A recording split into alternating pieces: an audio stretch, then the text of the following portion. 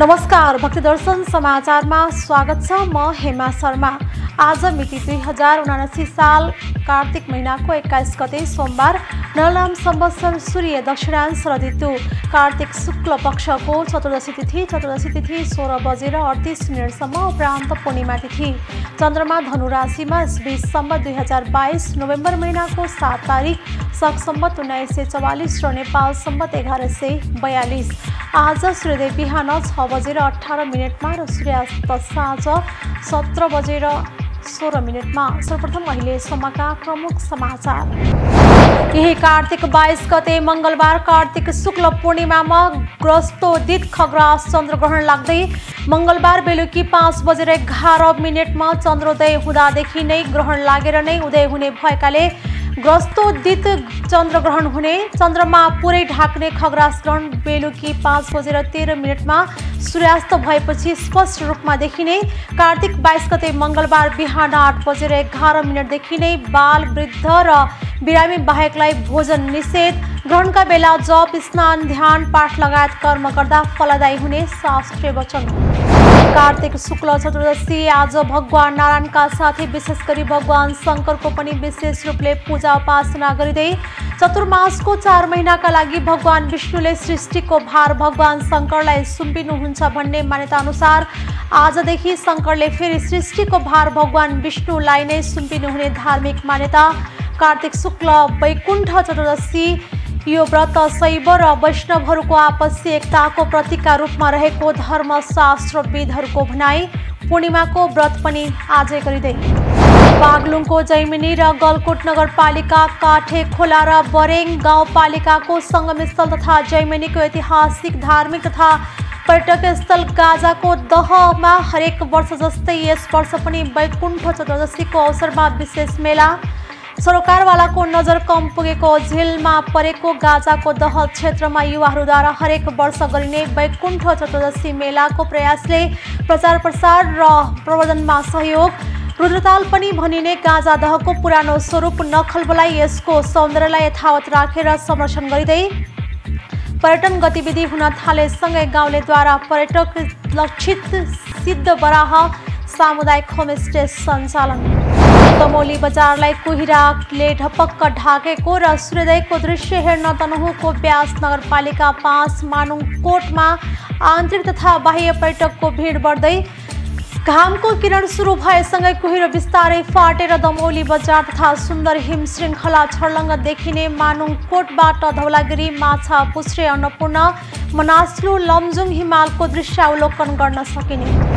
वन्यजन्तु अवलोकनका लागि देशको मुख्य पर्यटकीय गन्तव्य चितवन राष्ट्रिय निकुञ्ज घुम्ने पर्यटकको सङ्ख्यामा सुधार हुन थालेपछि व्यवसायी उत्साहित। आर्थिक वर्ष सुरु भएता श्रावण, भदौ र असोज 3 महिनामा 35,445 पर्यटकले चितवन राष्ट्रिय निकुञ्ज भ्रमण गरेको निकुञ्जद्वारा जानकारी। यो वर्ष विदेशी पर्यटकको सङ्ख्यामा बिस्तारै सुधार आए पनि पर्यटन व्यवसाय कोरोना कालभन्दा अघिको अवस्थामा अझै फर्कन नसकेको क्षेत्रीय होटल सङ्घ सौराहाको भनाइ।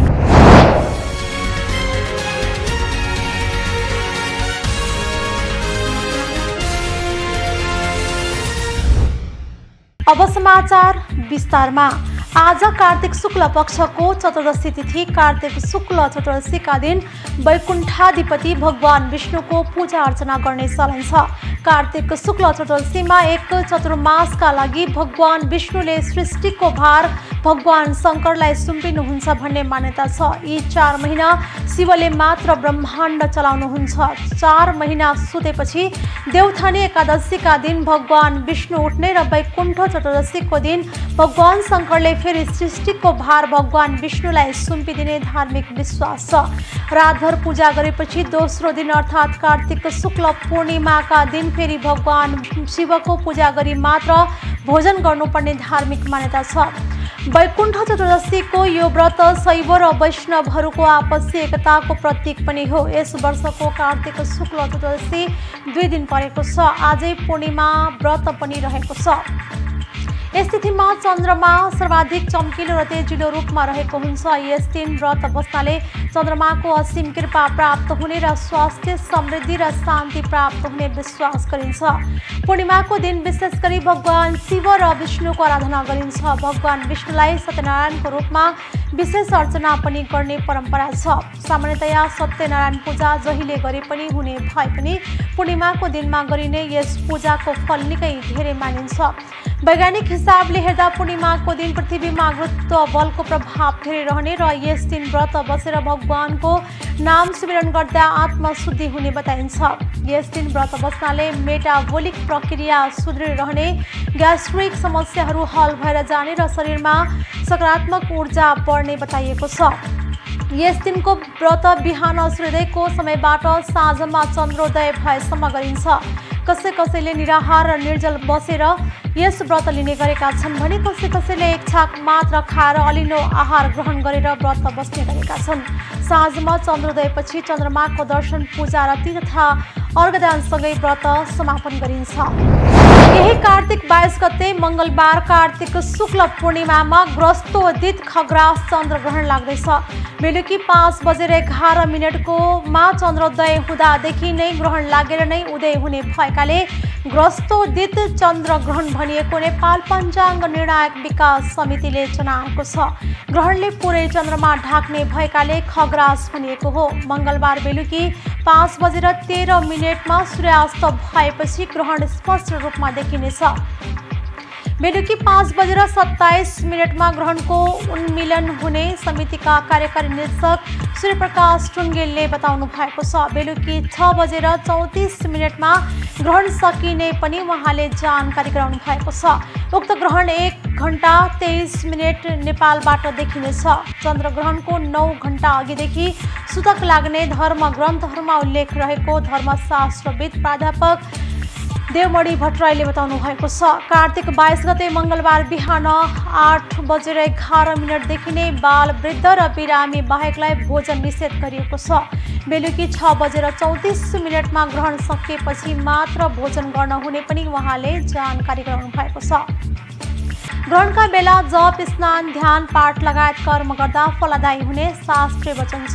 यसअघि कार्तिक 8 गते मंगलबार कार्तिक कृष्ण औँसीका दिन सूर्य ग्रहण लागेको थियो। यसरी यो वर्षको कार्तिक महिनाका दुवै पक्षमा ग्रहण लाग्ने समितिले जनाएको छ। बागलुङको जैमिनी र गलकोट नगरपालिका, काठे खोला र बरेङ गाउँपालिकाको संगमस्थल गाजाको दहमा वैकुण्ठ चतुर्दशी मेला लाग्ने गरेको छ। जैमिनीको प्राकृतिक भ्यू टावरका रूपमा चिनिने गाजाको दह क्षेत्र यति बेला चिटिक्क सिँगारिएको छ। वैकुण्ठ चतुर्दशी मेला गाजाको दहलाई चिनाउने एउटा नियमित परम्परा पनि हो। जैमिनीको ऐतिहासिक, धार्मिक तथा पर्यटकीय स्थल गाजाको दहमा हरेक वर्ष जस्तै यस वर्ष पनि वैकुण्ठ चतुर्दशीको अवसरमा तोरण ताडिएको छ। सरकारवालाको नजर कम पुगेको गाजाको दहमा युवाहरूले हरेक वर्ष गर्ने वैकुण्ठ चतुर्दशी मेलाको प्रयासले प्रचार प्रसार र प्रवर्धनमा सहयोग गर्दै आएको छ। मेलाका अवसरमा विभिन्न खेलकुद तथा सांस्कृतिक कार्यक्रमको आयोजना गर्ने गरिएको छ। ऐतिहासिक परम्परा र संस्कृतिको संरक्षण गर्न युवाहरूले गाजाको दह संरक्षण, संस्कृति तथा खेलकुद विकास मञ्च लागेको छ। मञ्चका अध्यक्ष शेरबहादुर पुनका अनुसार गाजाको दह दक्षिण बागलुङको महत्त्वपूर्ण पर्यटकीय क्षेत्र हो, तर यहाँ राज्यका संयन्त्रको नजर कम पुग्ने गरेका कारण गाजाको प्रचार हुन नसक्दा ओझेलमा परेको छ। गण्डकी प्रदेश सरकारले तयार गरेको पर्यटकीय गन्तव्यस्थलमा सूचीकृत गाजा दह जैमिनी नगरपालिका 3 दमेकमा पर्छ। 2480 मिटर उचाइमा रहेको गाजाले सजिलै पर्यटकलाई लोभ्याउँछ, तर प्रचार प्रसार र संरचना निर्माणको अभावमा गाजाको दहमा अन्य पर्यटकीय क्षेत्रमा जस्तो पर्यटक पुर्याउन नसकिएको पुन बताउनुहुन्छ।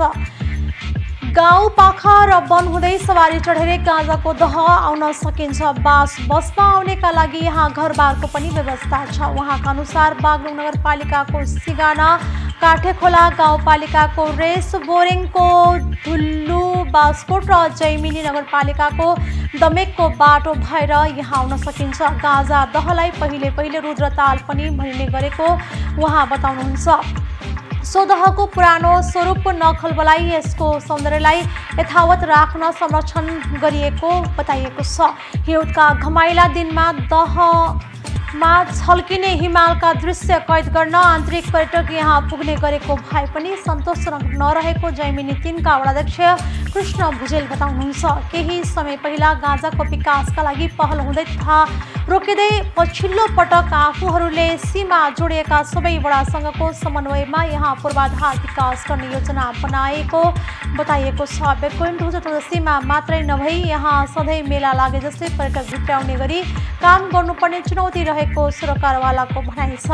यहाँबाट धौलागिरी, माछापुच्छ्रे, अन्नपूर्ण लगायतका हिम श्रृङ्खलाको दृश्यावलोकन गर्न सकिन्छ। दह परिसरमा रहेको बराहथान गाउँलेको धार्मिक आस्थासँग जोडिएको छ। खेती किसानी गरेर जीविका चलाउने गाँजाबासीको मुख्य बालीका रूपमा आलु र भाङ्गो रहेको छ। पर्यटन गतिविधि हुन थालेपछि गाउँलेमा व्यावसायिक चेत पसेका कारण व्यवसायी मिलेर पर्यटक लक्षित सिद्धबराह सामुदायिक होमस्टे खोलिएको छ। घरबासमा आउने पाहुनालाई स्थानीय परिकार चखाउने गरिएको छ। कोदो, मकै, भटमास, आलु, गुन्द्रुक लगायत स्थानीय परिकार घरबासका भान्सामा पाक्ने गरेका छन्। सडकको पहुँच, प्रचार प्रसार, घरबास लगायत सुविधा पाइन थालेपछि गाँजा दहमा बढ्न थालेको पर्यटकीय आकर्षण कोरोना महामारीपछि थला परेको छ। गाँजाको दह क्षेत्रमा पूर्वाधार विकास गर्न सके गाँजामा उल्लेख्य पर्यटक भित्राउन सकिने विश्वास गरिएको छ। 5 वर्ष अघि पर्यटन कार्यकाल पोखराको सहयोगमा दह वरिपरि तार जाली र पर्खाल लगाउने काम भएको थियो भने घरबास कार्यक्रमका लागि प्रदेश सरकारबाट आएको 10 लाख रुपैयाँ बजेटबाट सांस्कृतिक भवन बनाइएको छ। गाँजा क्षेत्रको जङ्गल जडीबुटीका लागि समेत प्रख्यात रहेको छ। गाँजा क्षेत्रको समग्र विकासका लागि गुरुयोजना बनाइए पनि त्यो कार्यान्वयनमा भने आउन सकेको छैन। गुरुयोजनामा भ्यू टावर, पदमार्ग, सामुदायिक लज जस्ता पूर्वाधार बनाउने उल्लेख छ। सूर्योदय र कुहिरो हेर्न तनहुँको ब्यास नगरपालिका 5 मानुङकोटमा आन्तरिक तथा बाह्य पर्यटकको भिड बढ्दै गएको छ।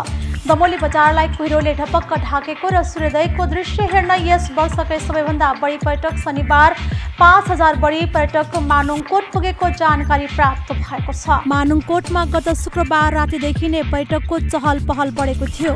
शुक्रबार राति नै मानुङकोट पुगेका पर्यटकले होटल तथा टेन्टमा रात बिताएका छन् भने शनिबार बिहानैदेखि पर्यटकको भिड बढेको स्थानीयले बताएका छन्। यस वर्षको सबैभन्दा बढी भिड गत शनिबार भएको छ, जसमा 5000 भन्दा बढीको उपस्थिति भएको बताइएको छ। आन्तरिक पर्यटकको आगमनले सवारी व्यवस्थापनमा समेत समस्या भएको थियो। मानुङकोटले जिल्लाको पर्यटन प्रबन्धनमा टेवा पुर्याएको स्थानीयले बताएका छन्। सूर्यास्त, सूर्योदय र कुहिरोको दृश्यावलोकनका लागि जिल्ला तथा जिल्ला बाहिर आन्तरिक पर्यटक यहाँ आइपुग्ने भएकोले यहाँको होटल व्यवसाय पनि फस्टाएको छ। केही दिन यता मानुङकोटमा सञ्चालित होटल आन्तरिक पाहुनाले भरिएका छन्। चिसो मौसम सुरु भएसँगै कुहिरो र सूर्योदयको दृश्य हेर्न मानुङकोटमा पर्यटक बढेका छन्। चिसो मौसममा कुहिराले दमोली बजारलाई ढपक्क ढाकेको छ। घामको किरण सुरु भएसँगै कुहिरो बिस्तारै फाटेर दमोली बजार र सुन्दर हिमश्रृङ्खला छर्लङ्ग देखिन्छ। मानुङकोटबाट धवलागिरी, माछापुच्छ्रे, अन्नपूर्ण, मनासलु, लमजुङ हिमालको दृश्यावलोकन गर्न सकिन्छ। गत वर्ष पनि मानुङकोटमा पर्यटकको भिड रहेको थियो। वन्यजन्तु अवलोकनका लागि देशको मुख्य पर्यटकीय गन्तव्य चितवन राष्ट्रिय निकुञ्ज घुम्ने पर्यटकको सङ्ख्यामा सुधार हुन थालेपछि व्यवसायी उत्साहित भएका छन्।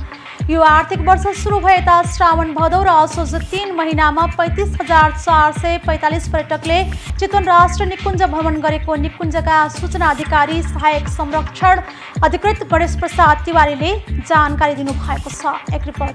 गत आर्थिक वर्ष यो अवधिमा जम्मा 10,718 जनाले निकुञ्ज घुमेका थिए। यो वर्ष विदेशी पर्यटकको संख्यामा पनि सुधार देखिएको छ। निकुञ्जबाट प्राप्त विवरण अनुसार गत 3 महिनामा भारतीय र अन्य विदेशी समेत गरेर कुल 9,849 जनाले निकुञ्ज घुमेका छन्। अघिल्लो वर्ष 3 महिनामा 521 जना विदेशीले निकुञ्ज भ्रमण गरेका थिए। कोरोना कहर सामान्य हुँदै गर्दा निकुञ्जमा विदेशी पर्यटकको आउजाउ बढेको यो विवरणले देखाउँछ। असोजे तापनि पर्यटकको संख्या बढेको सौराहा आडको बाघमारा मध्यवर्ती सामुदायिक वनका अध्यक्ष जितेन्द्र तामाङले बताउनु भएको छ। पर्व र बिदाका कारण कार्तिक 13 गते आइतबार एकै दिन 1500 जनाले सामुदायिक वन घुमेको अध्यक्ष तामाङले बताउनु भएको छ। यसअघि असोज 18 मा एकै दिन 1000 जना आएका थिए। निकुञ्ज आडमा भएका कारण यो वनमा हात्ती चढेर डुल्दा गैडा, चित्तलको बथान लगायतका वन्यजन्तु देख्न पाइन्छ। यो वन र निकुञ्ज बीच भएर बग्ने बुढी राप्ती खोलामा डुङ्गा सैर गर्दा दुर्लभ घडियाल, गोही र अनेकौं चराहरू देख्न पाइन्छ। सामान्य अवस्थामा यो वनमा हात्ती र डुङ्गा चढ्न दिनमा औसत 300 को हाराहारीमा पर्यटक आउने गरेका छन्। घुम्न आउनेको संख्या अरू बेला भन्दा पर्वमा र बिदामा बढ्ने गरेको बताइएको छ। संख्यामा बिस्तारै सुधार आए पनि पर्यटन व्यवसाय कोरोना काल भन्दा अघिको अवस्थामा अझै फर्कन नसकेको बताइएको छ। क्षेत्रीय होटल संघ सौराहाका कोषाध्यक्ष रहेका होटल 7 का सञ्चालक माधव डुवाडीले पनि स्वदेशी पर्यटकको संख्यामा राम्रो सुधार भए पनि विदेशीको संख्या फाटफुट देखेको बताउनु भएको छ। पर्यटन क्षेत्रको अवस्थामा सुधारोन्मुख रहेको र सन्तोषजनक भने नरहेको बताइएको छ। यो बेला भारतीयहरू राम्रो संख्यामा आउनुपर्ने भए पनि दशैंका बेला भारी बर्खा भएका कारण भारतीयहरू सुनौली हुँदै आउने बुटवल नारायणगढ सडकको दुरावस्थाले पनि असर गरेको कोषाध्यक्ष दुवाडीको भनाइ छ। सौराहाको पार्क सफारी रिसोर्टका सञ्चालक रहेका महेश खनालले पर्यटकको संख्या बढ्न थालेको हुँदा व्यवसायीले राहत अनुभव गरेको बताउनु भएको छ। कोरोना सुरु भएपछिका 2 वर्ष निकै महिनौं होटल सुनसान रहेकाले कष्टकर रहेको र अहिले संख्या बढेको उहाँको भनाइ छ। युरोपियनहरू पनि आउने संख्या बढ्न थालेको छ। अघिल्ला वर्षमा असोजपछि पर्यटकको संख्या बढ्दै जाने गरेका कारण यो वर्ष पनि बढ्दै जाने व्यवसायीको विश्वास छ। निकुञ्ज आएका पर्यटक दुर्लभ वन्यजन्तु र बाघ, गैडा र अन्य जीव जनावर हेर्न रुचाउने गरेका छन्। विदेशी पर्यटकलाई निकुञ्ज आडमा बस्ने चितवनका आदिवासी, थारू, दराई, बोटे, कुमाल समुदायको संस्कार संस्कृतिले पनि आकर्षित गर्ने गरेको छ। सौराहामा एकै खाले गतिविधि मात्र नभई अन्य गतिविधि पनि थपिएका छन् भन्ने सन्देश पर्यटक माझ पुर्याउनु जरुरी रहेको पर्यटन व्यवसायी खनालको भनाइ छ।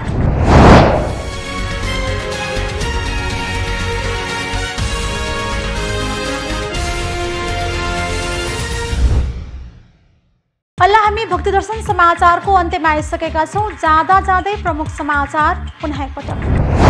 यही कार्तिक 22 गते मंगलबार कार्तिक शुक्ल पूर्णिमामा ग्रस्तोदित खग्रास चन्द्रग्रहण लाग्दै मंगलबार बेलुकी 5:11 चन्द्रोदय हुँदादेखि नै ग्रहण लागेर नै उदय हुने भएकाले ग्रस्तोदित चन्द्रग्रहण हुने, चन्द्रमा पुरै ढाक्ने खग्रास ग्रहण बेलुकी 5:13 सूर्यास्त भएपछि स्पष्ट रूपमा देखिने।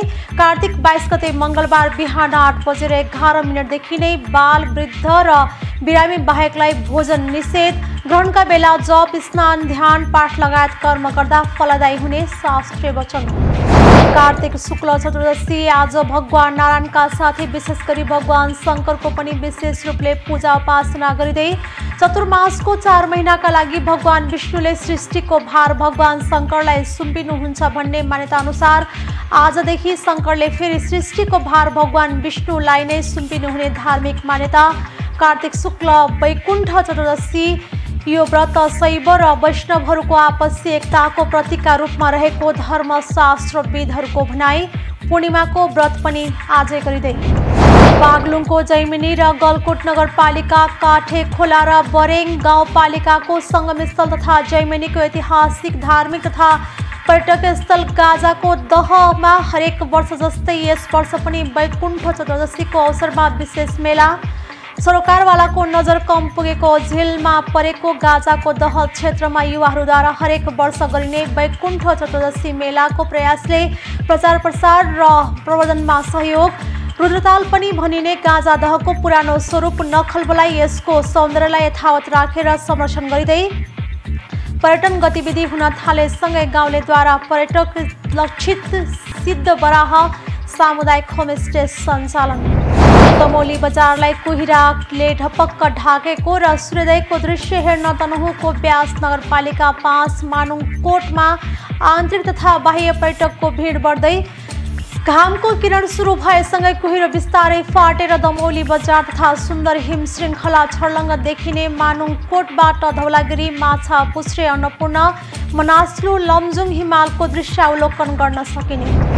वन्यजन्तु अवलोकनका लागि देशको मुख्य पर्यटकीय गन्तव्य चितवन राष्ट्र निकुञ्ज घुम्ने पर्यटकको सङ्ख्यामा सुधार हुन थालेपछि व्यवसायी उत्साहित। आर्थिक वर्ष सुरु भएता श्रावण भदौ र असोज 3 महिनामा 35,445 पर्यटकले चितवन राष्ट्र निकुञ्ज भ्रमण गरेको निकुञ्जद्वारा जानकारी। यो वर्ष विदेशी पर्यटकको सङ्ख्यामा बिस्तारै सुधार आए पनि पर्यटन व्यवसाय कोरोना कालभन्दा अघिको अवस्थामा अझै फर्कन नसकेको क्षेत्रीय होटल सङ्घ सौराहाको भनाइ। अहिले भक्तदर्शन समाचार यति नै। सामाजिक सञ्जाल मार्फत हामीसँग जोडिनका लागि फेसबुक तथा ट्विटरमा लाइक तथा फलो गर्न सक्नुहुनेछ भने युट्युब मार्फत पनि हामीलाई प्रत्यक्ष हेर्न सक्नुहुनेछ। त्यस्तै कुनै सल्लाह सुझाव तथा प्रतिक्रिया भएमा भक्तदर्शन@mountaintv.com मा हामीलाई पत्राचार गर्न सक्नुहुनेछ। धर्म संस्कृति र संस्कारको संवाहक भक्तदर्शन टेलिभिजन HD हेर्दै रहनुहोला। नमस्कार।